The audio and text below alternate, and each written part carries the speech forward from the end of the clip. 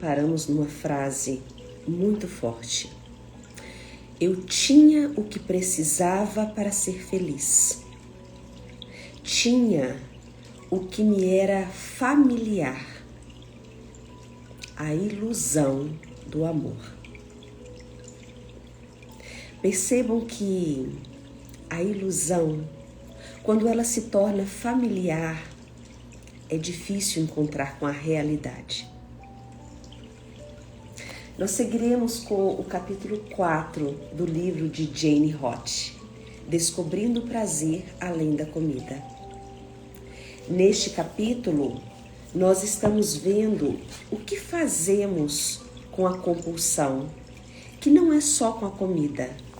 O mesmo comportamento que temos em relação à comida, nós temos também em relação às formas como nós relacionamos com tudo na nossa vida. Principalmente a realidade e a fantasia. E talvez o ponto mais importante que nós precisamos olhar com muito cuidado esteja justamente nesta palavra: familiar. Nem sempre nós permanecemos numa relação porque aquilo nos faz bem. Às vezes, permanecemos porque, de alguma maneira, aquilo é conhecido pelo nosso corpo, pelo nosso organismo. Não basta você saber aqui, na sua mente, que aquilo não é legal. Por isso que conselho não resolve. Não é sobre aconselhar uma pessoa, não é sobre falar o que a pessoa está fazendo ou como ela deve fazer, mas organizar o organismo para que você possa se escutar. E a pergunta que está sendo diariamente: você se escuta? Você se leva a sério? Você realmente valida o que você está percebendo no seu corpo? Ou você se leva até o limite extremo, porque você já tinha escutado, mas você não dá bola? Jane, ela está apaixonada por Ralph. Esta é a história deste capítulo.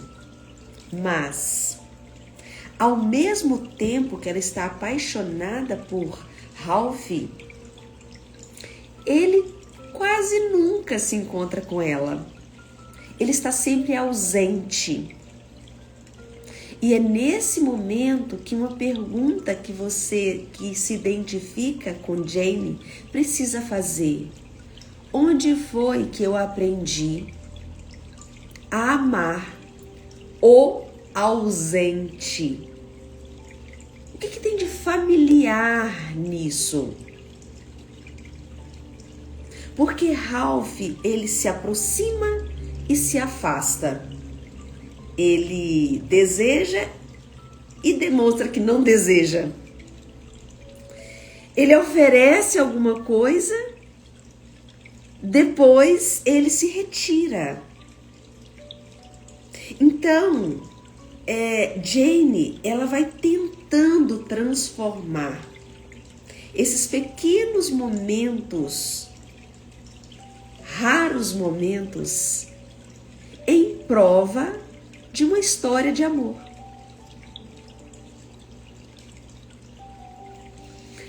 Bom, eu penso que quando nós nos abrimos para deixar que uma história encontre a nossa, nós podemos fazer maravilhas com isso. Bom dia a todas vocês. Que delícia estarmos aqui juntas, né? nesta hora do dia, a melhor hora para que nós possamos estar mais em silêncio, sem todo aquele barulho do dia todo. É muito mais difícil assimilarmos informações à noite. O alvorecer é o melhor horário, porque nós ainda estamos naquele momento que acordando para a vida e ao mesmo tempo prontos para nos iludir. Prontos para ligar o piloto automático e fazendo um monte de coisas.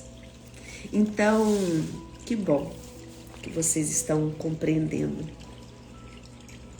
que nós podemos nos dar diariamente pequenas doses de realidade. A verdade nos liberta, nós sabemos disso e ao mesmo tempo fugimos disso. Nós rezamos, falamos coisas que acreditamos ser da nossa condição religiosa, mas não conseguimos colocar em prática. Então somos também fantasiosos, até na nossa fé religiosa. E eu estou falando isso com amor e carinho. Porque é assim que fazemos. Então nós adoramos às vezes o outro, os santos, mas não temos a coragem de tirar o véu da ilusão. Por quê? Porque é familiar. Por isso que eu disse no início, né?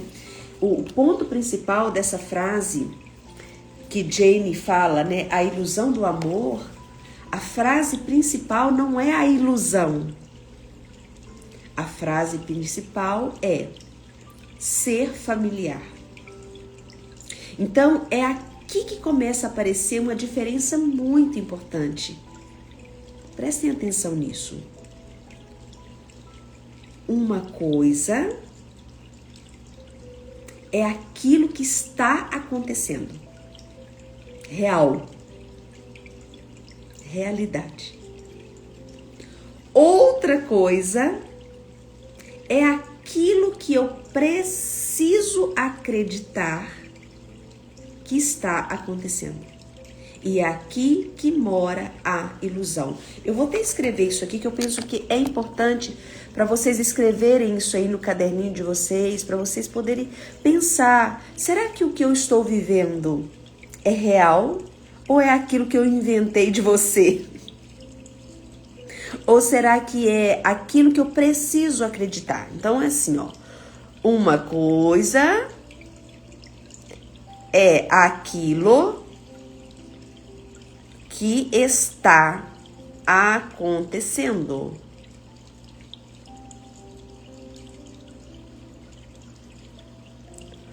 Outra coisa é aquilo que eu preciso acreditar que está acontecendo.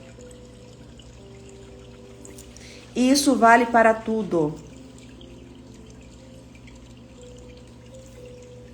Porque quando a realidade ela ameaça uma fantasia que nos protege, obviamente, de algo que é muito doloroso.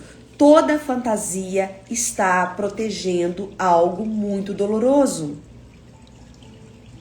Então nós podemos passar um tempo enorme tentando mudar a realidade. Olha que louco.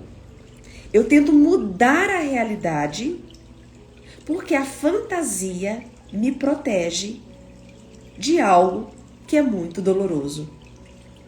Então, eu não quero abandonar a fantasia. Ela é mais importante. Pensem que, compartilhar isso com vocês, eu vivo isso na clínica com os meus pacientes, que são poucos que conseguem levar um processo terapêutico adiante. Tem muitos que procuram terapia, mas poucos mesmo, tá, gente? Quando eu falo pouco, é pouco mesmo, que consegue levar. Porque quando eu começo a retirar camadas fantasiosas, a pessoa... O dinheiro acaba, o pneu do carro fura, eu não tenho mais tempo para ir na terapia, tá difícil. É um tanto de coisas que vai acontecendo, né? Parece que vai acontecer até um tsunami em Minas Gerais, no Brasil. Percebem que isso é uma defesa para que eu não tire a fantasia. Não, eu quero a terapia para me provar que eu tô certa e o outro está errado. O mundo é que está errado. Não que você esteja errado, mas porque você precisou criar uma fantasia. Inclusive a fantasia que mãe é sagrado e que não se mexe nessa relação. Isso também é uma fantasia. Nem Jesus carregou Maria para cima e para baixo. Ele tinha algo mais importante a fazer, porque ele estava a serviço da vida. Estar a serviço da vida, nem sempre estamos com tanta disposição para cuidar daquilo que talvez a nossa mãe ou nosso pai não conseguiu, mas isso é a história deles. Então, hoje nós vamos acompanhar Jane exatamente nesse ponto do familiar. Quando aquilo que ela chamou de amor, quando aquilo que ela chamou de amor começa a, pouco a pouco, né, devagarzinho, vocês vão percebendo isso aqui, que ela não consegue mais esconder aquilo que estava diante do nariz dela. Então a última frase foi essa: eu tinha o que precisava para ser feliz, tinha o que me era mais familiar, a ilusão do amor. Então, antes de continuar, fecha seus olhos. Desce a sua língua, coloque aí a sua língua para baixo, passa a sua língua no céu da boca, libera, dê liberdade a ela, passa pela gengiva, pelos dentes, solta todo o ar. Solta os seus ombros. Observa a sua respiração. Solta a sua barriga.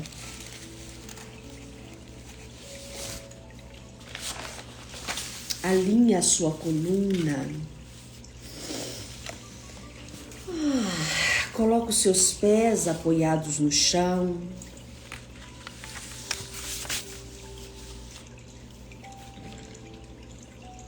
Imagina que tem um fio no topo da sua cabeça. Então você inspira pelo nariz. Solta o ar pela boca, imaginando que o fio no topo da sua cabeça ajuda você a alinhar a sua coluna. Mantenha o seu queixo na horizontal, seus olhos, eles estão voltados para o horizonte. Então você abre o seu coração, permita que aquilo que é familiar encontre você agora.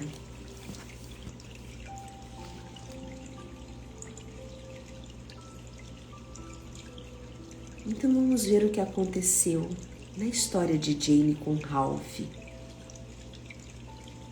Durante a ausência de Ralph, Jane se mudou para uma casa à beira-mar, que carinhosamente ela decorou. Mas ela decorou com Ralph em sua mente.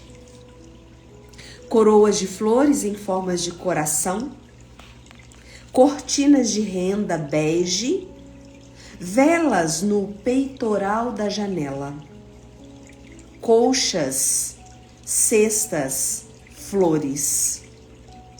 Este será o nosso lar, fantasiava Jane. Viverei aqui com ele. Seremos felizes nessa casa azul de madeira, perto do mar. Nos 2 anos que passei apaixonada por ele, vi Ralph num total de 22 dias. Façam os cálculos aí de vocês, né? Durante 2 anos, enquanto Ralph viajava, ia para os retiros, passava um tempo na China, ele voltava na casa de Jane. Ele voltou 22 vezes.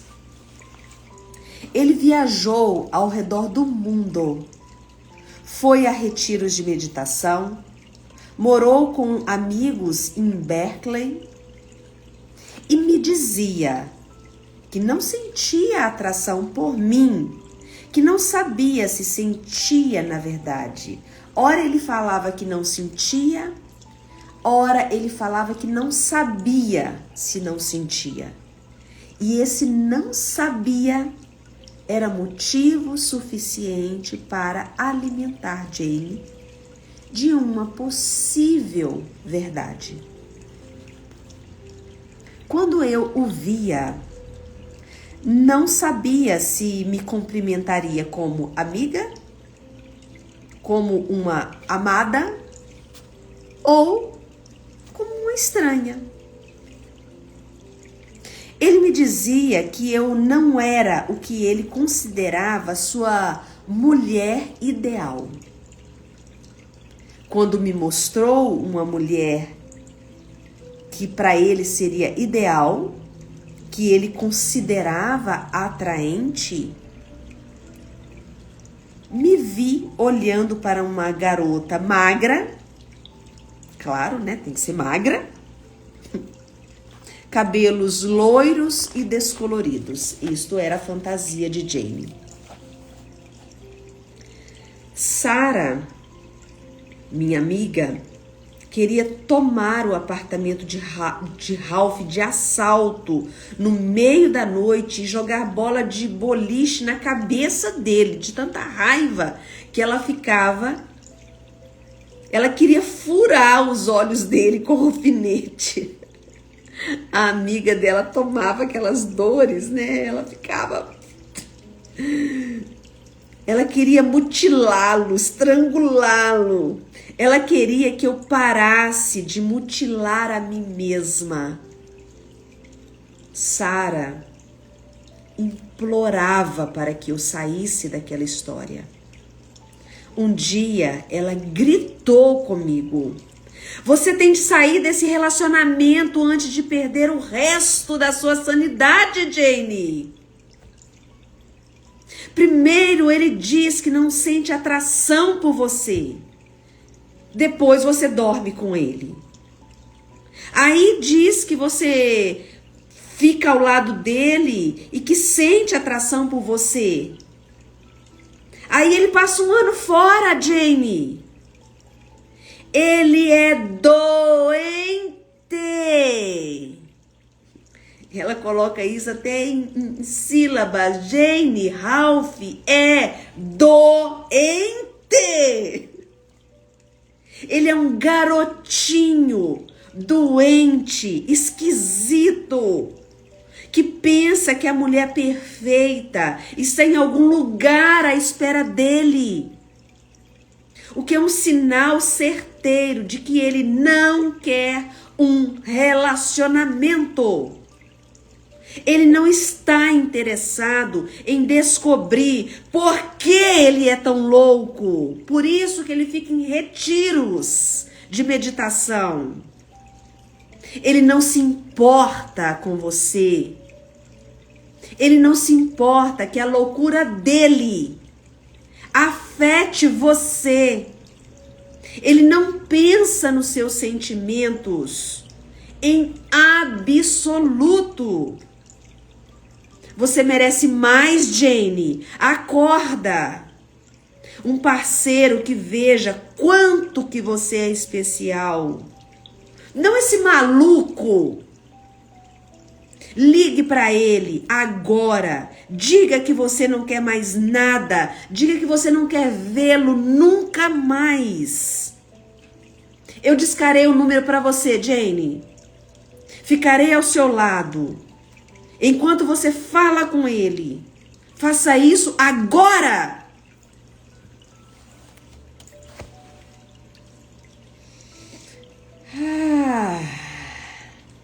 Adivinha o que a Jane fez? Essa amiga é de verdade. Vocês acham que adianta? Não adianta. Não adianta ter uma amiga de verdade, minha querida. Porque mesmo que a Jane ficasse um pouquinho envergonhada,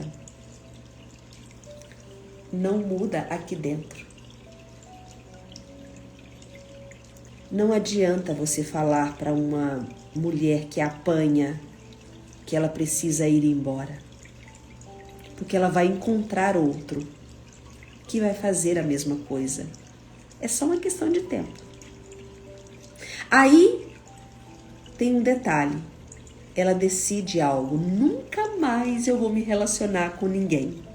Porque todos os homens... Aí começa a história de todos os homens.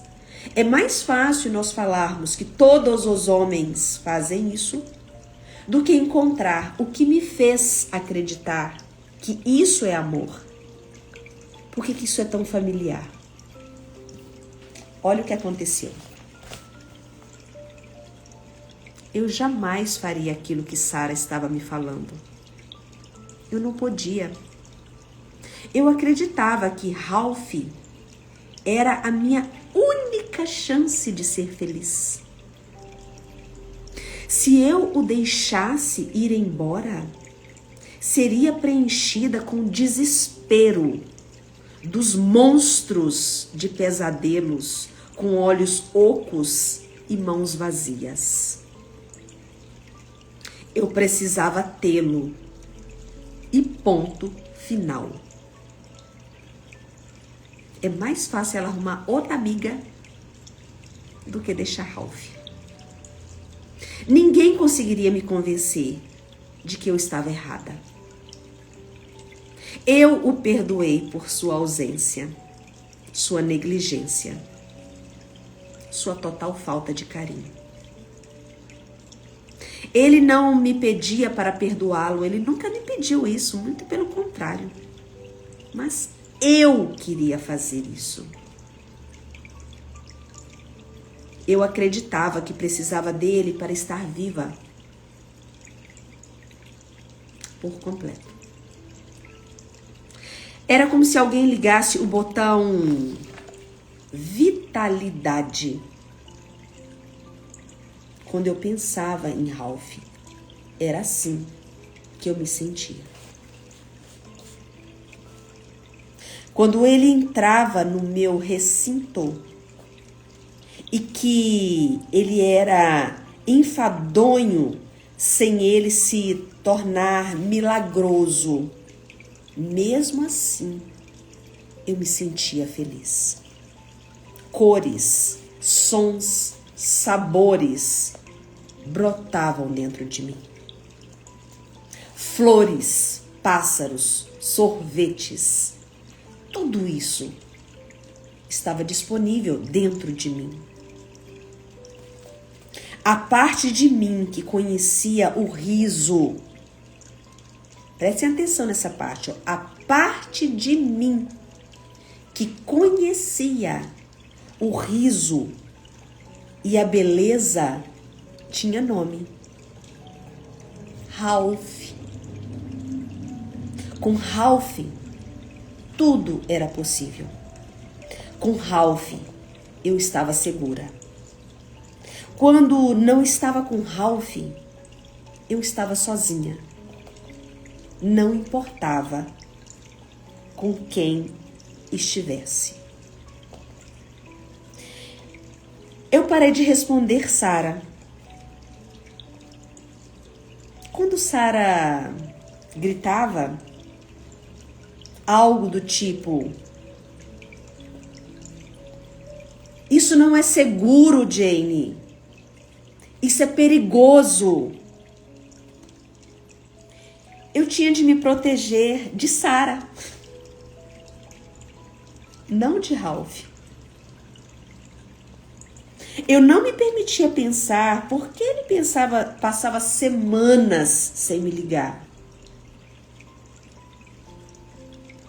Porque ele não falava, eu não pensava o fato dele não me apresentar para os amigos.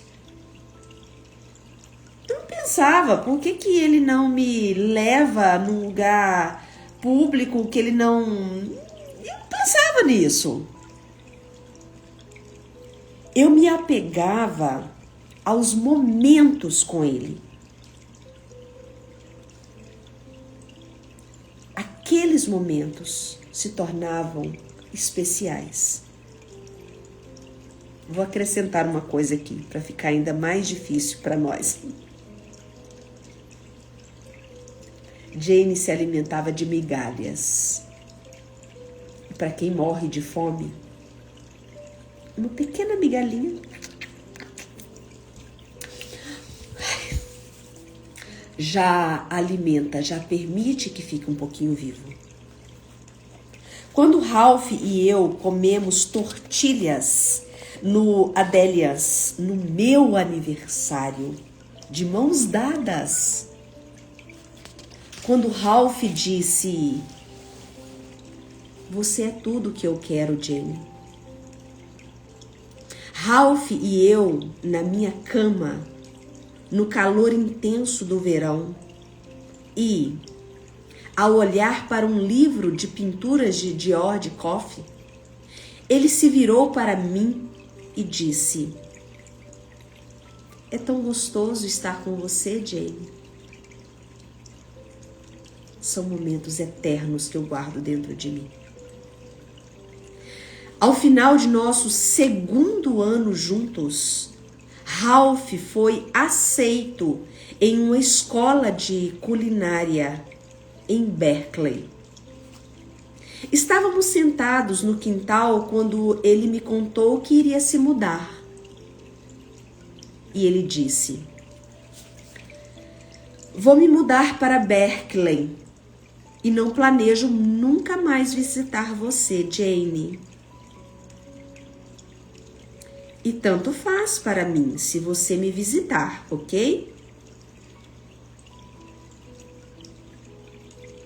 Pela primeira vez eu encarei Ralph com um olhar fixo, sem entender por que ele estava me falando aquilo. Ele não me disse isso de verdade, claro que não, pensei. Ele não quer realmente dizer isso, claro que não, ele está brincando, ele está fazendo uma piada.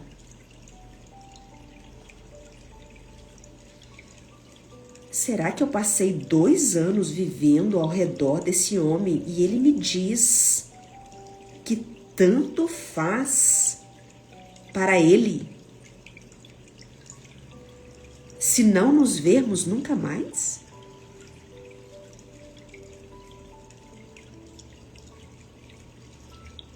Eu disse a Ralph: fale de novo. Diga o que você acabou de dizer. Pedi a Ralph. E ele repetiu: vou me mudar para Berkeley e não acho que deveríamos planejar nos vermos novamente. Não faz sentido. naquele momento, algo dentro de mim entrou em erupção. E finalmente eu consegui gritar: seu babaca, saia da minha casa agora! Adoro isso. Linda, Jane. Ralph ficou surpreso e diz: eu ainda quero ser seu amigo, Jane. Foi isso que eu sempre quis. Mas eu simplesmente não acho que deveríamos fazer tanto esforço para isso. Eu quero dizer que eu sinto muito. E nós poderíamos nos encontrar casualmente. Eu sempre estarei interessado em saber como vai a sua vida e o que está acontecendo com você. Jamie estava fervendo de ódio. Então ela diz: vai embora! Meu rosto estava corado, a minha voz estava trêmula, eu estava irada. Passei em frente à coroa de flores em forma de coração que estava na porta. Abri e me virei. Olhei para ele. Ele sorriu. Eu catei aquela coroa, estraçalhei ela inteira, feito uma louca. Ele foi embora. E aqui tem um ponto. Vocês percebem, por isso que eu coloquei aqui com bastante emoção, né? Para quem é meu paciente sabe, né? Quantas vezes permita-se gritar. Eu sempre trabalho essa voz interna dentro do processo terapêutico, porque não adiantava Sara ter falado. Percebam que demorou mais um ano para que Jane acessasse aquilo que precisaria vir lá de dentro dela. Aí sim, um efeito acontece. Claro que, possivelmente, Jane precisaria agora entrar numa dor profunda, mas não é sobre Ralph. É isso que eu quero que vocês compreendam. É o que é familiar. Olha o que ele vai fazer. O que me permitiu mandar Ralph embora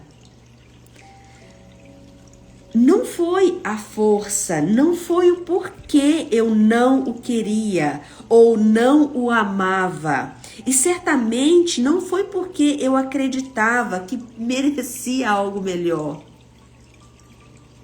Não foi isso que me mandou.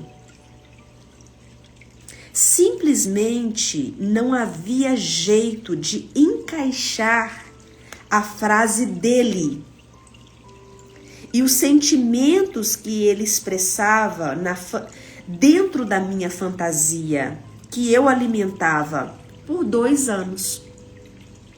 Aquela frase que é, voltando aqui na frase, vou me mudar para Berkeley e não planejo visitar você.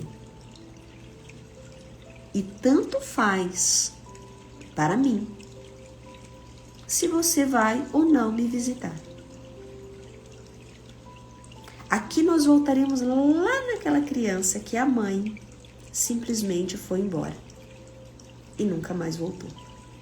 Aliás, voltou anos, né? Bem anos depois. Na minha fantasia, Ralph precisava de tempo. Eu dei 2 anos a ele. Na minha fantasia, Ralph me amava, mas precisava explorar seu medo da intimidade. Eu o havia encorajado a começar terapia e depois de alguma resistência, ele encontrou um terapeuta Mas ele não ficava, ele não conseguia se tratar. Na minha fantasia, a terapia o ajudaria a perceber que, embora ele tivesse problemas de controle ou de abandono, haveria uma mulher, uma mãezona, né, gente? Ela queria ser a mãe do Ralph. Devia ser que estaria esperando ele com uma percepção e uma paciência. Eu o entenderia e estava esperando fielmente que ele me considerasse real e ideal. Na minha fantasia, o homem que não se importava se sua partida causaria tal desespero na garota criança dentro de mim, a quem ele abandonava finalmente, como se ela não se importaria. Na minha fantasia, ele nunca iria embora. Ficaria e finalmente ficaria. Eu mandei Ralph ir embora porque reconheci que ele já o havia feito. Naquele momento é como se eu percebesse o buraco que existia dentro de mim. E que não era fantasia sobre Ralph que poderia preencher. Eu sabia que meu envolvimento com Ralph representava uma luta inconsciente e muito poderosa, mas não tinha ideia do que ela era e me sentia incapaz de interrompê-la.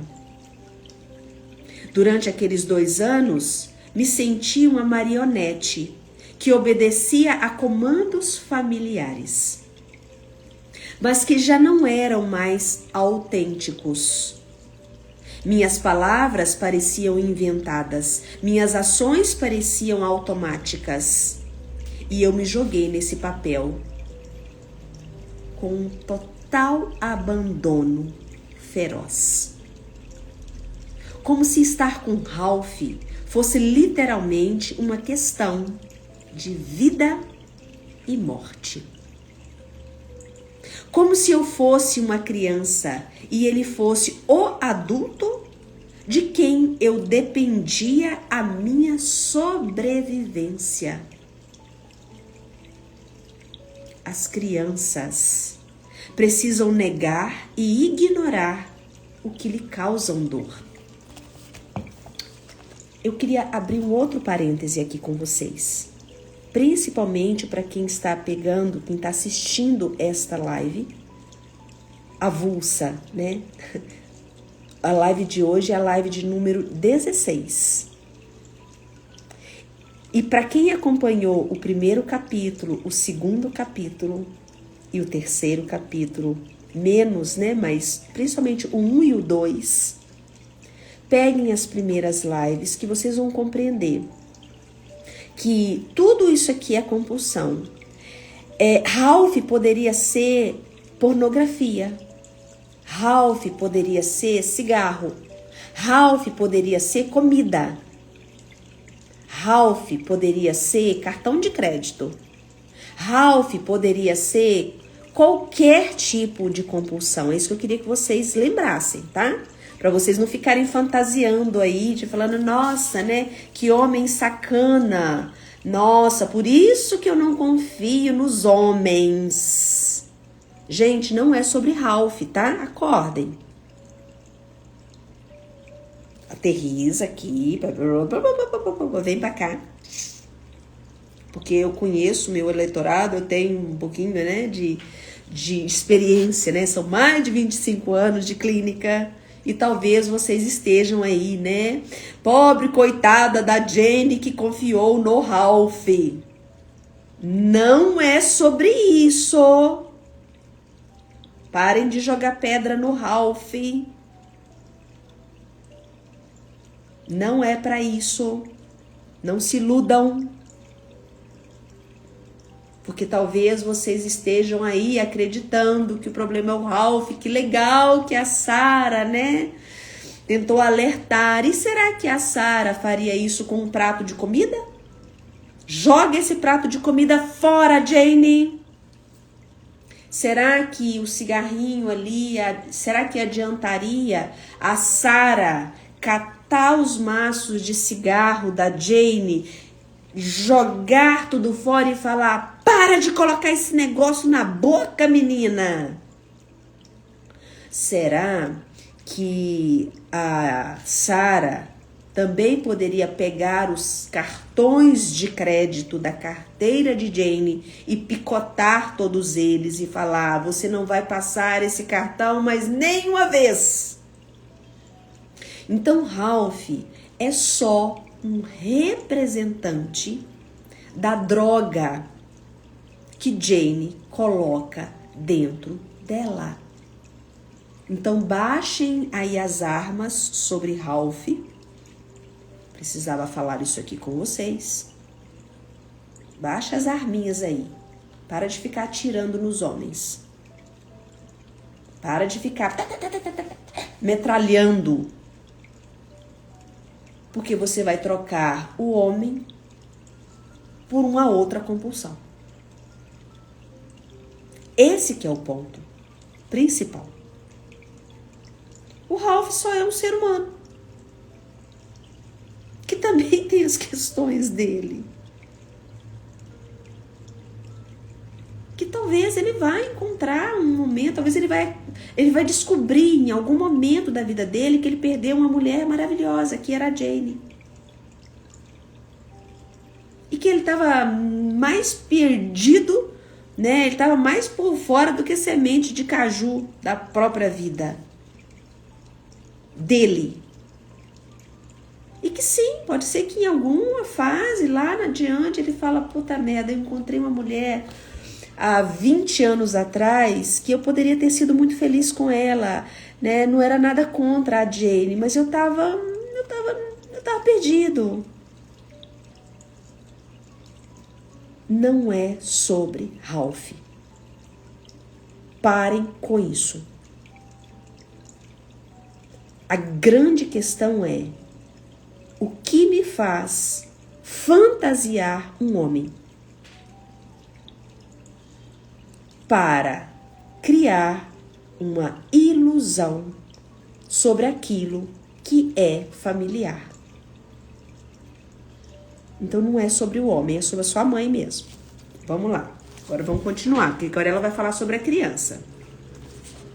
As crianças, elas precisam negar e ignorar o que lhes causa dor.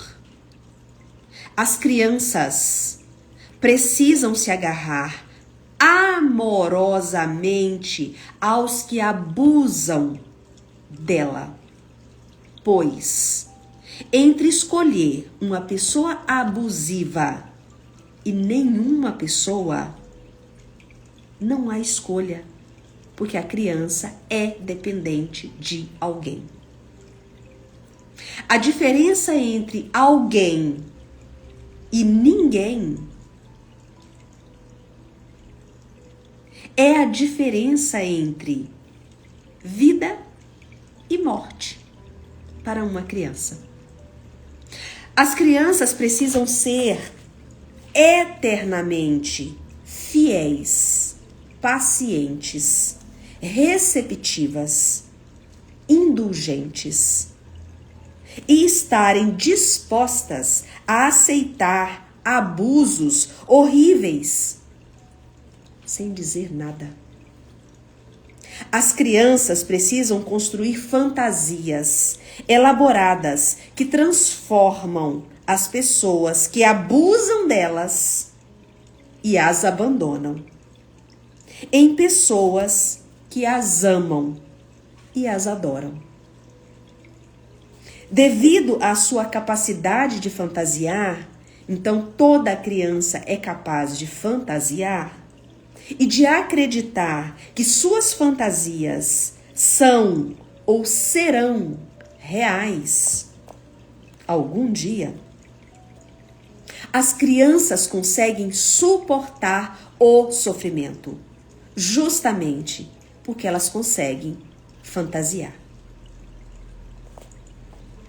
Se um pai é ausente, indisponível, abusivo ou morto, é extraordinariamente útil e muitas vezes necessário criar um mundo de fantasia, no qual aquele pai ou figura paterna está vivo, disponível e afetuoso. A criança cria essa fantasia para ela não ter que lidar com a terrível dor dentro dela. A natureza exata da fantasia dependerá das razões pelas quais ela se tornou necessária. Se um pai é violento, pode-se impregná-lo de ternura na fantasia da criança. Se uma mãe está ausente com frequência, ela se torna prontamente disponível na minha fantasia. A fantasia é criada em contraponto à dor da vida cotidiana. Tudo que é imperfeito se torna sublime, porque eu criei uma fantasia. São dadas desculpas para comportamentos imperdoáveis. Minha mãe, ela não quer me bater. É só porque ela está cansada. Meu pai me ama tanto que ele trabalha duro para comprar coisas bonitas para mim. Por isso que ele não está aqui em casa. Os pais da minha amiga Melissa se divorciaram quando ela tinha 10 anos. Em uma noite abafada de agosto, o pai dela foi embora de casa na sua caminhonete, sem dizer adeus a Melissa. Ela não falou com ele novamente até os seus 25 anos. Durante 3 anos, após o divórcio e a mudança da família para Wilmouth, sua mãe disse que elas voltariam para a Califórnia em breve. Esquecendo que ele passava entre 8 e 10 meses longe de casa todos os anos e que quando ele estava em casa, brigava com minha mãe, lia jornal, assistia os jogos de beisebol, basquete ou futebol na TV e bebia cerveja. Ela coroou o pai como rei do coração dela. A mãe gritava, a castigava e chorava. Mas, na fantasia dela, o pai era carinhoso, generoso e a salvaria da angústia de morar em Wollongong. O pai que desapareceu por 15 anos. Este pai, para ela, era o pai perfeito. A agonia de uma criança cujo pai foi embora sem se despedir é insuportável. A mãe não tolerava os sentimentos de Melissa, que não podia sequer mencionar o nome de seu pai. Sem um adulto para consolá-la e validar seu direito de estar triste, solitária e zangada, Melissa precisou transformar sua angústia em sentimentos com os quais conseguia lidar. Então, ela criou o mundo da fantasia, no qual o pai a queria tanto quanto ela o queria, mas que, por causa do trabalho e das dificuldades financeiras, não conseguia escrever, telefonar ou visitá-la. Mas se ele ficasse bem, e se eu ficasse boazinha, possivelmente ele voltaria e contaria que me amava. Quando somos crianças, nossos pais têm olhos nítidos e pele cremosa. Eles são grandes e fortes, sabem tudo, são perfeitos. Os pais reforçam essa percepção ao nos ensinar que estão sempre certos.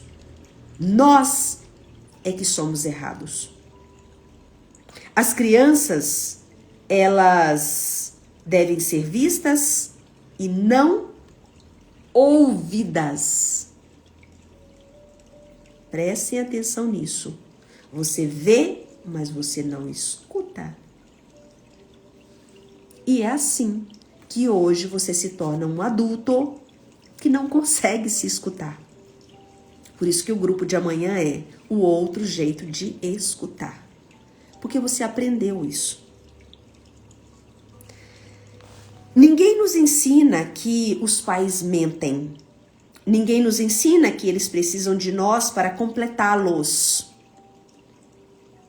Pais que precisam de filhos para completar a sua vida são pais abusivos. Talvez você não bate nos seus filhos. Talvez você não xingue. Talvez você não vá embora. Talvez você esteja até vendo. Mas se o seu filho completa a sua vida, você pode ter certeza que você está abusando dos seus filhos.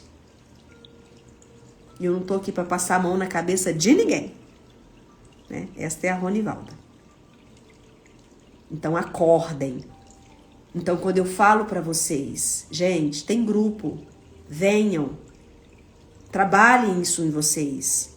Busca psicoterapia, mas não psicoterapia que fica passando a mão na sua cabecinha, pelo amor de Deus. E aí estão os jovens caindo nas drogas, e aí estão os jovens mais perdidos do que tudo, que não consegue ir nem para cima, nem para baixo, não sabe nem para que lado vai. E mais uma vez vem o reforço. O problema é os jovens de hoje em dia. Sei. Quando nos batiam com paus e vassouras e nos diziam que faziam isso pelo nosso bem. Olha que legal. Nós acreditávamos neles. Quando entravam em nossos quartos, tarde da noite, essa aqui é duro. Preste atenção nisso aqui.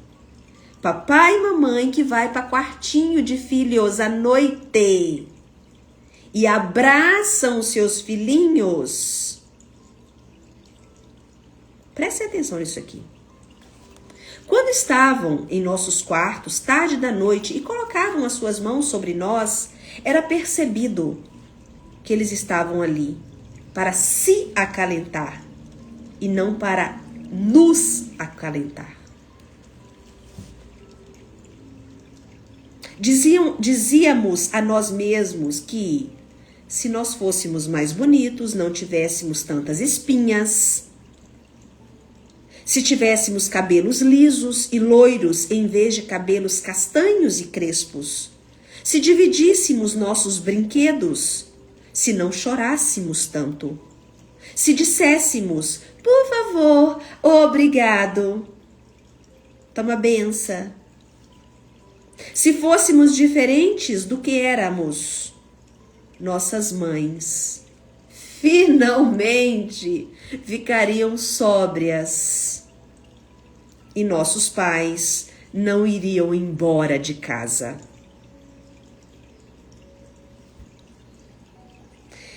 E se ao menos fôssemos magros, quem sabe as pessoas nos amariam. E eu vou parar aqui, porque a coisa ainda vai mais longe, mas eu tô vendo aqui a hora. E aí vocês têm um final de semana para refletirem sobre isso. Quem sabe até dá tempo, inclusive, de você falar, Ronivalda, realmente, eu preciso escutar melhor. Amanhã, sábado, dia 22 de agosto, temos um grupo aqui. Começa às 8 horas da manhã. Vamos até às 4:30 da tarde. Vai começar mais cedo. Nós terminaremos também um pouco mais cedo.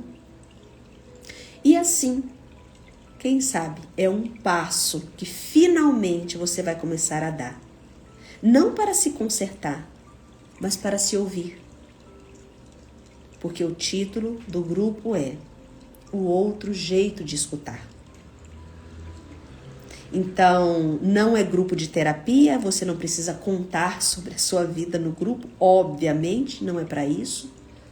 Mas você vai receber muitos ensinamentos e trabalhos o dia todo. Para que você possa, quem sabe, começar a ter bons olhos. E é um espaço seguro, onde você pode chorar à vontade, você pode sentir e você também pode fazer perguntas. E assim nós vamos trabalhando o dia todo amanhã. E eu quero pedir uma coisa para vocês, porque eu sei que vocês estão aqui e vocês estão aproveitando e muito o que eu estou trazendo aqui para vocês. Deem a contrapartida. Parem de ficar só no estado passivo. Compartilhe a live com outras pessoas. É a única coisa que eu estou pedindo para vocês. É o mínimo que você poderia fazer, é ajudar o Instagram, que é uma máquina, a entender que você está se beneficiando, mesmo que você não tenha gostado do que eu falei, que afinal de contas estava mais legal falar do Ralph, não estava? Não estava muito mais legal? Montar aqui uma rodinha de mulheres para falar mal do Ralph? Vocês iam adorar, não ia? As mulheres adoram fazer isso. Adoram montar rodinha para falar mal dos meninos, que chamam, né, os homens de meninos. Eles são gente que nem que nós, tá? Eles também estão tão perdidos quanto nós. Só isso. Mas as mulheres adoram montar rodinhas para poder ficar falando sobre isso. Que, aliás, é o que bomba, inclusive, na própria internet, né? Ouvir uma live dessa aqui, pouquíssimos conseguem ir até o fim. Então, faça parte de vocês, compartilhem para vocês não me obrigarem a ir para o TikTok, ficar fazendo dancinha e falando isso como se fosse só uma coisa engraçada. Isso aqui não tem nada de engraçado. Nós estamos falando de feridas humanas.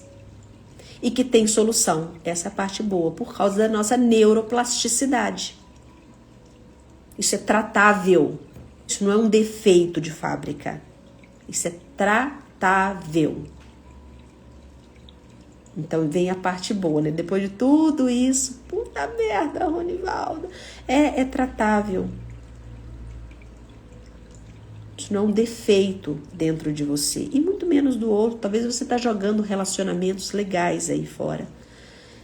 Por dificuldade de realmente reconhecer que a sua infância não teve nada de feliz. E não adianta você ficar fazendo aí constelação para honrar pai e mãe.